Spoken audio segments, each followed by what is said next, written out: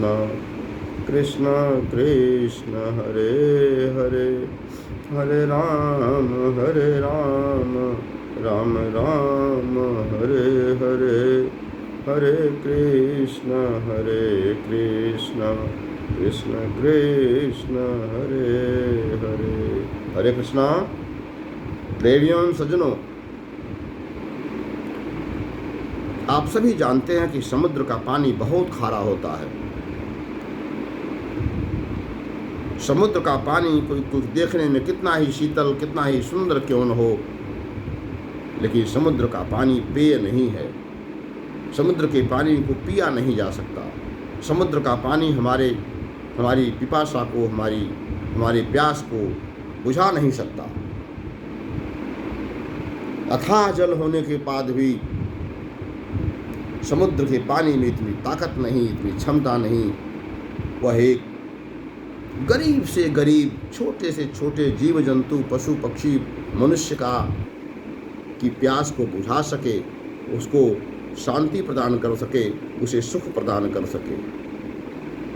तो क्या कारण है कि अथाह जल का सागर होते हुए, गीता में भगवान कहते हैं कि मैं सागरों में समुद्र हूँ, तो भगवान स्वरूप होते हुए, अथाह जल का सागर होते हुए, अनंत पक्षियों, अनंत जीव जंतुओं को अपने गर्भ में छुपाए हुए, अपने पानी में, अपने जल में छुपाने के पश्चात भी, शरणदाता होने के पश्चात भी, वह किसी भी के लिए पानी पिला करके उसको शांत करने की, उसकी क्षुधा को, उसकी प्यास को बुझाने की जो शांति मिलनी चाहिए, उसे प्राप्त नहीं होता। क्या कारण है? समुद्र का पानी खारा क्यों होता है? क्या कभी आपने विचार किया? इसके पीछे एक बहुत बड़ा वैज्ञानिक और आध्यात्मिक कारण है। कारण क्या है? आप जानते हैं कि ऋषि, महात्मा, संत प्राचीन काल में, और अब भी आप देखते होंगे कि नदियों के किनारे, गंगा नदी के किनारे, यमुना नदी के किनारे, गोदावरी के किनारे, अधिकांश नदियों के किनारे हमारे साधु, महात्मा, संत लोग तपस्या किया करते थे। आज भी आप देखेंगे कि नदियों के किनारे हमारे संत महात्मा, ऋषि मुनि हमारे अपनी कुटी बना करके वहाँ तपस्या करते हैं। प्राचीन काल में तो बहुत ही ज़्यादा था। समुद्र के किनारे हमारे संत ऋषि तपस्या किया करते थे। तो एक बार समुद्र को इस बात का बड़ा घमंड हो गया, बड़ा अहंकार हो गया। क्या अहंकार हो गया? अहंकार ये हो गया, उसे लगा कि जैसे मेरे तट पर इतने साधु संत ऋषि बैठ करके तपस्या करते हैं, तो मेरा महत्व ज़्यादा है, मेरी वजह से इनको भगवान की प्राप्ति होती है, मेरी वजह से इनकी तपस्याएं सफल होती हैं। तो आप देखते होंगे कि समुद्र के लहरें कुछ मिनट पर लहरें बहुत तेज़ आया करती हैं, और जो सागर के, समुद्र के जो तट पर जो चीज़ें होती हैं, छोटी मोटी चीज़ें होती हैं, उनको बहा ले जाती हैं, उन्हें विनष्ट कर देती हैं। तो समुद्र ने बहुत भारी लहर के साथ, बहुत प्रचंड वेग के साथ में अपनी लहरों के साथ आता है, और आकर के अपने किनारे जितने भी साधु संत महात्मा होते हैं, उनकी कुटिया को बहा ले जाता है। और उस बहाव में, उस प्रचंड बहाव में, समुद्र के तेज प्रवाह में बहुत सारे संत महात्मा डूब करके अपनी प्राणों की आहुति भी दे देते हैं। इस घटना को उसी समुद्र के तट पर ऋषि अगस्त्य ने देखा, क्योंकि वह भी वहीं पर तपस्या कर रहे थे। लेकिन समुद्र यह भूल गया कि हमारे इस तट पर अगस्त ऋषि जैसे महान संत भी तपस्या कर रहे हैं। ऐसे महान संत भी हैं। अगर छोटे संत हैं, कम प्रभाव के संत हैं, तो बड़े बड़े प्रभावशाली, अप्रत्यक्ष रूप से जिनके प्रभाव को प्रत्यक्ष रूप से हम जानते नहीं, ऐसे संत भी इसी हमारे तट पर तपस्या करते हैं, और वो कर रहे हैं। उन्हीं संतों में एक ऋषि संत थे, अगस्त ऋषि थे। अगस्त ऋषि ने देखा कि समुद्र को इतना घमंड कि वह सारे ऋषियों महात्माओं के कुटियों को विनष्ट कर दिया, अपने तेज पानी के प्रवाह में प्रचंड वेग में अपने बहा ले गया। यहाँ तक कि सैकड़ों संत महात्मा इसके पानी में डूब करके मर गए। तो अगस्त ऋषि को बहुत क्रोध हुआ, इतना क्रोध हुआ, उन्होंने निर्णय कर लिया कि मैं इस समुद्र के अस्तित्व को ही समाप्त कर दूंगा। और ऐसा ही उन्होंने किया। अपने एक श्वास में सारा का सारा समुद्र का पानी वो सोख पी ले गए और समुद्र सूख गया। समुद्र सूख गया तो आप जानते हैं कि समुद्र के अंदर बहुत बड़े बड़े छोटे छोटे अनंत जीव जलचर उसमें निवास करते हैं। तो ऐसे जलचर सारे के सारे अगस्त ऋषि के पेट में चले गए और वहाँ जा कर के पानी के अभाव में तड़पने लगे, उनकी मृत्यु होने लगी। समुद्र स्वयं अगस्त ऋषि के पेट में चला गया और तब बड़ा हाहाकार मच गया पूरी सृष्टि में। समुद्र जो है स्वयं भगवान के सामने प्रस्तुत हुआ और प्रस्तुत होने के पश्चात उसने विनती की, याचना की, अपनी गलती की भूल मानी और कहा कि प्रभु किसी तरह से हमारे पानी को ऋषि अगस्त से वापस करा दिया जाए।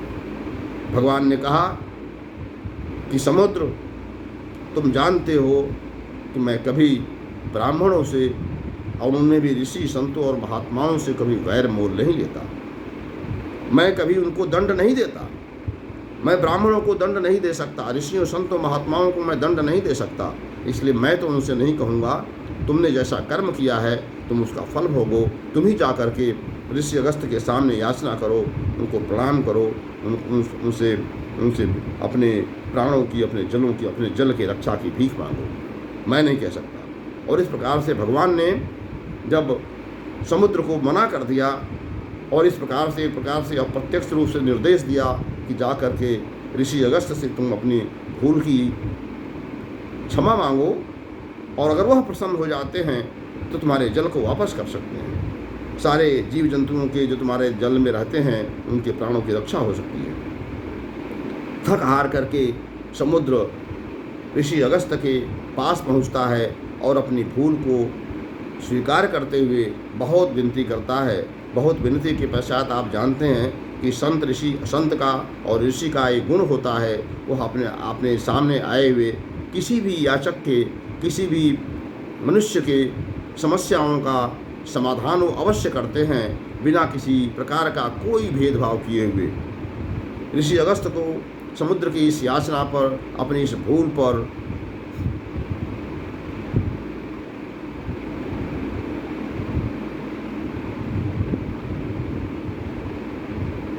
समुद्र को माफ कर देने की प्रवृत्ति जागृत होती है और फिर समुद्र को ऋषि अगस्त्य एक चेतावनी देते हुए भविष्य में दोबारा इस प्रकार की गलती, दोबारा इस प्रकार का घमंड नहीं करना, लोगों को जो तुम्हारी शरण में आए उनको, उनकी रक्षा करना, उनके साथ इस प्रकार का दुर्व्यवहार नहीं करना। उन्होंने पानी को वापस करने का निर्णय ले लिया और जब निर्णय ले लिया तो चूँकि वो सारा का सारी पानी पी गए थे तो उन्होंने पानी तो वापस कर दिया, समुद्र का जल तो वापस कर दिया, लेकिन दंड के स्वरूप में कि तुम्हें दंड जरूर इस भूल की मिलनी चाहिए, तुम्हारे इस घमंड का, तुम्हारे अहंकार का दंड जरूर मिलना चाहिए कि जब तक तुम्हारा अस्तित्व रहे तब तक तुम्हें अपनी इस गलती का एहसास रहे और तब तक तुमको संतों की, महात्माओं की, ऋषियों की, तपस्वियों की तपस्या का, उनके बल का, उनके शक्ति का आभास भी होता रहे। तुम्हें मैं एक दंड जरूर दूंगा। और क्या दंड दिया? उन्होंने पानी को सीधे मुख से लिया था और पानी को मुख से ही वापस नहीं करके उन्होंने अपने शरीर के अनंत रोम छिद्रों से पसीने के रूप में पानी को वापस किया। जैसे हमको आपको पसीना होता है तो पानी निकलता है, जिसको हम पसीना बोलते हैं, वह पसीना आप जानते हैं कि चूँकि समुद्र हमारे शरीर के अंदर से निकलता है, उसमें तमाम लवणीय तत्व होते हैं, इसलिए वह पानी, वह हमारा पसीने का जो पानी होता है वह अत्यंत खारा होता है, नमकीन होता है, वो पेय नहीं होता, वो ड्रिंकेबल नहीं होता। तो समुद्र को दंड देने के लिए, समुद्र की गलती का एहसास कराने के लिए आने वाले युग, आज के युग में, आने वाले युगों में लोगों को इस बात का एहसास कराने के लिए कि समुद्र के इस गलती का दंड ऋषि अगस्त ने दिया था।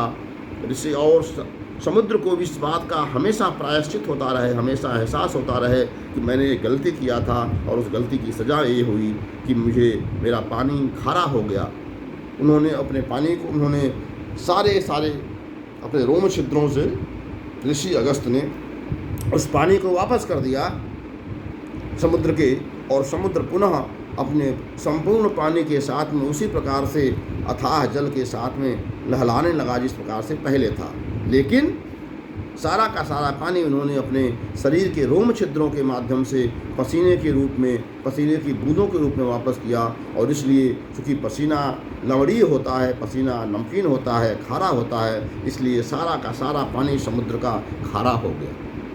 और आज भी आप देखते हैं कि सारा का सारा समुद्र का पानी खारा है, उसे कोई पी नहीं सकता। समुद्र का पानी अथाह होते हुए भी, तमाम प्रकार के जलचरों के लिए आश्रय स्थल होते हुए भी वह किसी के लिए जीवन दाता नहीं है, किसी के प्यास को बुझाने की उसमें क्षमता नहीं है। मानो अगस्त ऋषि ने समुद्र को एक बहुत बड़ा दंड दिया कि तुम इतने बड़े होते हुए भी, इतना महान होते हुए भी, इतना शक्तिशाली होते हुए भी, इतना वैभवशाली होते हुए भी तुम किसी को अपने वैभव से, अपने शक्ति से, अपने जल की शक्ति से, जल की क्षमता से तुम किसी की प्यास नहीं बुझा सकते।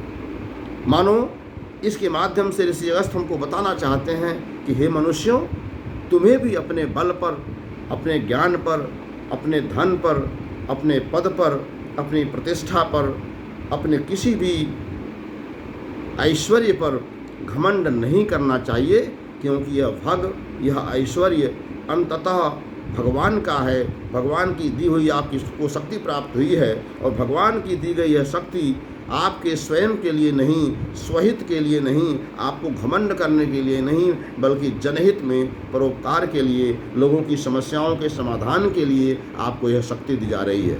इस संसार में अगर किसी को हमको धन मिला है तो इसलिए नहीं मिला कि हम उस धन का दुरुपयोग करें, इस धन का अपने और अपने परिवार पर ही खर्च करें, इस धन का हम मिसयूज़ करें, इसके लिए नहीं मिला है। भगवान ने हमें धन दिया, भगवान ने हमें पद दिया, भगवान ने हमें प्रतिष्ठा दी, भगवान ने हमें ज्ञान दिया, भगवान ने हमें जो कुछ भी दिया है वह इसलिए दिया है कि अपने लिए बहुत अत्यल्प रख करके हम उसका अधिकांश हिस्सा जनहित में, समाज के हित में, भगवान के लिए, भगवान के बंदों के लिए हम उसे खर्च करें, उसका उपयोग करें, इसलिए दिया है।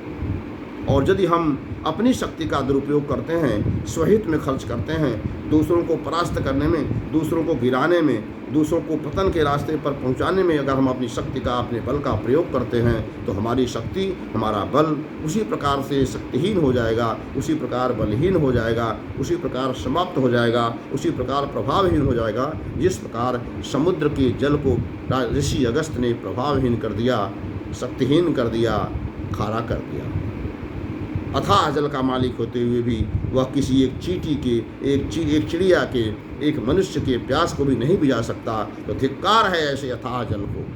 मानो ऋषि अगस्त ने समुद्र को एक बहुत बड़ा दंड देते हुए आने वाली पीढ़ियों के लिए, हम आपके लिए भी एक संदेश दिया कि हमें आपको अपनी शक्ति का दुरुपयोग, अपने शक्ति पर घमंड नहीं करना चाहिए, क्योंकि यह शक्ति हमारी नहीं, यह शक्ति परमात्मा की दी हुई है, भगवान की दी हुई है, और जनहित के लिए दी गई है, स्वहित के लिए नहीं, स्वार्थ के लिए नहीं, परमार्थ के लिए दी गई है। इसलिए हमें अपने शक्ति पर घमंड नहीं करना चाहिए, हमें अपनी शक्ति का दुरुपयोग नहीं करना चाहिए, हमें अपने शक्ति का स्वयं अपने हित में, स्वहित में खर्च नहीं करना चाहिए, बल्कि हमें अपने छोटे अंश को अपने लिए जीविकोपार्जन के लिए रखते हुए शेष अंश को जनहित में, शेष हित को परमार्थ के लिए हमें नियोजित करना चाहिए, हमें खर्च करना चाहिए, हमें प्रयोग करना चाहिए। तभी वह शक्ति हमारे पास बलवान बल के साथ में, शक्ति के साथ में रहेगी, अन्यथा वह या तो समाप्त हो जाएगी या तो प्रभावहीन हो जाएगी, जैसा समुद्र का हो गया।